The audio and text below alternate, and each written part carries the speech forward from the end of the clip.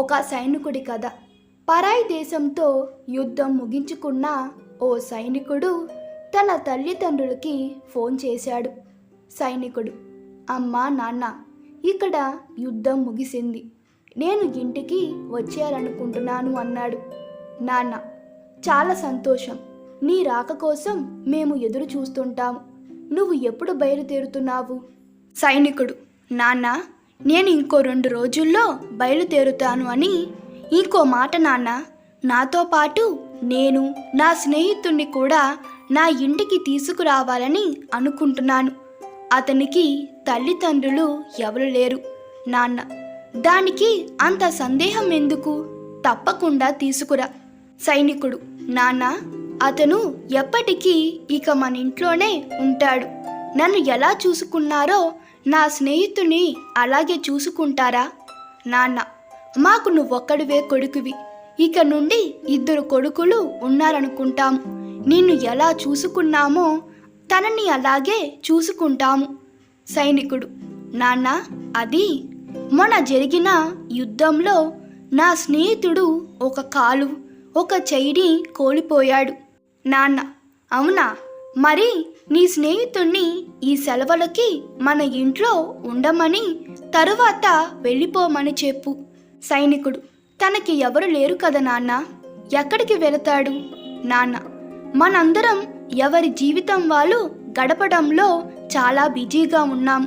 అందరిలా ఉండి అన్నీ బాగుంటే సరే, కానీ జీవితాంతం ఒకరిపైన ఆధారపడే అతనిని ఎన్నాలని చూసుకోగలము? సైనికుడు, ఇప్పుడేమంటారు నాన్న?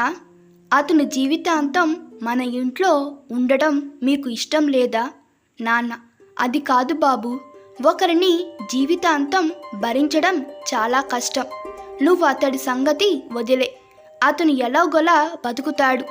నువ్వైతే ఇంటికి వచ్చే, నీకోసం అమ్మ మరియు నేను చాలా రోజుల నుండి ఎదురు చూస్తున్నాము అన్నాడు. సైనికుడు ఆ మాట విని ఏమి మాట్లాడకుండా ఫోన్ పెట్టేశాడు.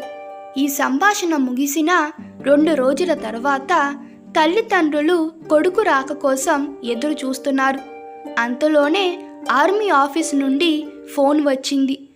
ఆఫీసర్, మీ కొడుకు బిల్డింగ్ పైన నుండి దూకి ఆత్మహత్య చేసుకొని చనిపోయాడు అని. ఆ మాట విన్న తల్లిదండ్రులు ఒకసారిగా కుప్పకూలిపోయారు. వెంటనే కుమారుడు ఉన్న ప్లేస్కి వెళ్ళారు. అక్కడ కొడుకు మృతదేహాన్ని చూసి నిష్ఠూరిపోయారు. తన కుమారుడికి ఒక కాలు మరియు ఒక చెయ్యి మాత్రమే ఉన్నాయి. ఆర్మీ ఆఫీసర్ ఇలా చెప్పాడు, మొన్న జరిగిన యుద్ధంలో చాలామంది సైనికులు మరణించారు. మీ అదృష్టం బాగుండి మీ కుమారుడు ప్రాణాలతో ఉన్నాడు. కానీ యుద్ధ సమయంలో తన చెయ్యి మరియు కాలు పోగొట్టుకొని వికలాంగుడయ్యాడు. ఇక అతను ఆర్మీలో ఉండడం సరికాదని ఇంటికి వెళ్ళి మిగిలిన జీవితాన్నైనా ఆనందంగా గడపమని ఆదేశించాము. కానీ ఇంతలోనే ఇలా చేసుకున్నాడు అని చెప్పాడు. ఇదంతా విన్న తల్లిదండ్రులకు అసలు విషయం అర్థమై గుండె పగలేలా ఏడ్చారు. ఒక్క మాట, అందరూ ప్రతిరోజు దేవుడికి ప్రార్థించండి. ఎలాంటి ఏదైనా లోపం ఉన్న వ్యక్తి మన కుటుంబంలోకి వచ్చినా వారిని ఆదరించి అభిమానించే గొప్ప మనసు, ధైర్యాన్ని ఇవ్వమని. ఈ కథలోని తల్లిదండ్రులాగానే ఈ సమాజంలో కూడా చాలామంది ఉన్నారు.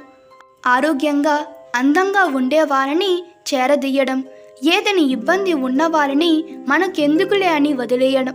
ప్రతి ఒక్క మనిషి మనము ఎలాంటి పరిస్థితిలో ఉన్నా మనల్ని ప్రేమించే కుటుంబం ఒకటి ఉందని ఆశతో ఉంటారు. ఆ ఆశని ఎప్పటికీ నిరాశ చెయ్యొద్దు. ఈ కథ మీకు నచ్చినట్లయితే మీ అభిప్రాయాలు కామెంట్లో తెలపండి. Please like, share and subscribe to my channel. Thank you.